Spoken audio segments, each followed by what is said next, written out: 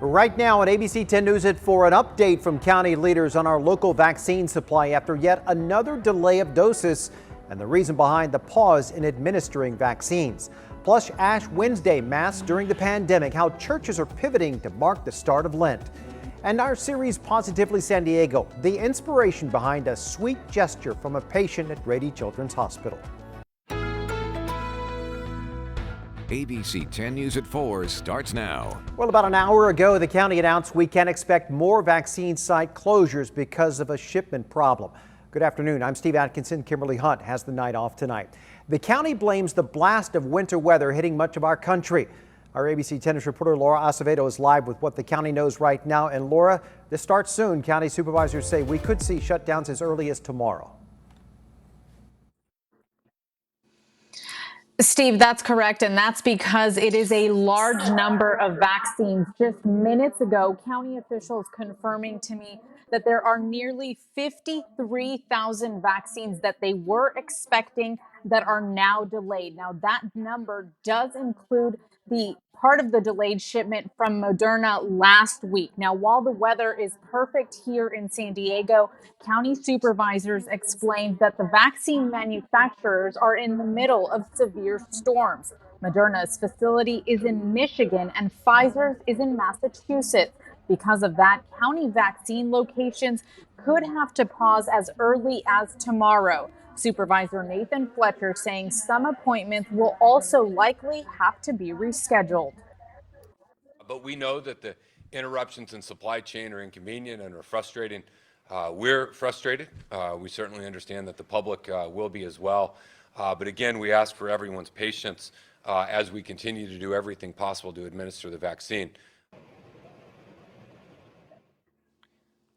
These weather delays come on the same day that the county resumed vaccinations at the Petco Park vaccine site that was forced to close since Sunday after a shipment of Moderna vaccines didn't arrive last week. The county says the county didn't specify which sites could be affected or when, but said again that it could be as early as tomorrow. Now, despite these delays in vaccines that we are seeing, county officials say they are confident that they will be able to move into Tier 1B of vaccinations starting on the first week of March. Reporting live, Laura Acevedo, ABC 10 News. Laura, thank you. And here are the latest coronavirus numbers in our county. Good news, we're trending down. 539 new cases were reported today. That brings our total to more than 254,000. And 57 more deaths were also reported. In total, just over 3,000 San Diegans have lost their lives to COVID-19. Help is on the way for Californians and businesses hit hard by the pandemic. Today, Governor Gavin Newsom announced a new deal with lawmakers called the Golden State Stimulus. It includes $2 billion for grants to small businesses and nonprofits. Restaurants, bars, hair salons, and cosmetology businesses will all get fee relief. There would be a $600 check for low-income Californians who get the earned income tax credit. The legislature could begin voting on that stimulus next week. And former San Diego Mayor Kevin FAULCONER is calling for California schools to reopen immediately. He spoke at an event in San Francisco today. The city has emerged as one of the big battlegrounds over in-person learning. I stand with frustrated parents. I stand with them saying public schools need to safely reopen now. Not next month, not next year, now. The CDC agrees. Dr. Fauci agrees. San Francisco is suing its own school district to reopen. Yesterday, it delayed a vote on reopening classrooms so it could discuss renaming dozens of schools. The school district says it's committed to reopening safely but needs the city's support to do so. It will also continue providing distance learning for families who prefer that option. And happening tonight, there will be a rally here in San Diego for the Recall Governor Gavin Newsom campaign and to reopen San Diego. The goal is to boost efforts to reopen local schools and businesses during the pandemic. That rally was organized by the Reform California, which is headed by Carl DeMaio and Reopen California. It starts at 6 outside the Encore Event Center on Ronson Road. And all 147 million checks from the December stimulus package, they were sent out. This is according to the IRS. It was required to issue the $600 payments by mid-January so it could move on to processing this year's tax returns. Eligible people who have moved or changed bank accounts may not have received that money yet, but they can claim it on their 2020 tax returns.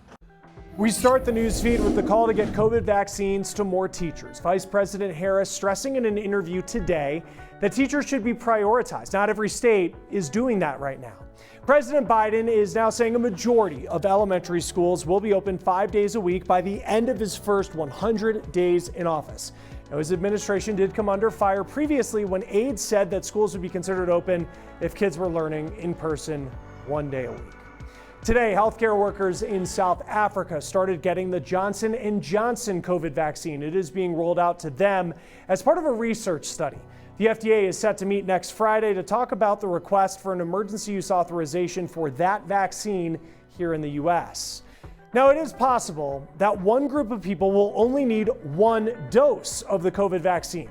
Who researchers found that is, and why the rest of us might benefit as well. Rush Limbaugh has died at the age of 70 after a battle with lung cancer. For decades, the talk radio icon used his platform to advance conservative ideas, sometimes generating controversy with his commentary. Brian Stetler looks back at Limbaugh's life and his legacy. A pioneer of conservative media and a deeply polarizing figure, Rush Limbaugh became the most prominent political radio host in modern American history. We make the complex understandable, and we do it in a way that makes you love your country, not hate it. He started as a top 40 DJ, a program exclusively designed for rich conservatives and right-minded Republicans, but shifted to AM talk radio in the 80s. His namesake show was nationally syndicated in 1988, eventually expanding to more than 600 radio stations. Fans, known as Ditto Heads, cheered his brazen style, while critics blasted him for racist, sexist, and other offensive speech. He accused actor Michael J. Fox of exaggerating his Parkinson's symptoms. He is moving all around and shaking, and it's purely an act. Women must decide their fate. And he insulted a college student who advocated for access to birth control. It makes her a slut, right? Makes her a prostitute.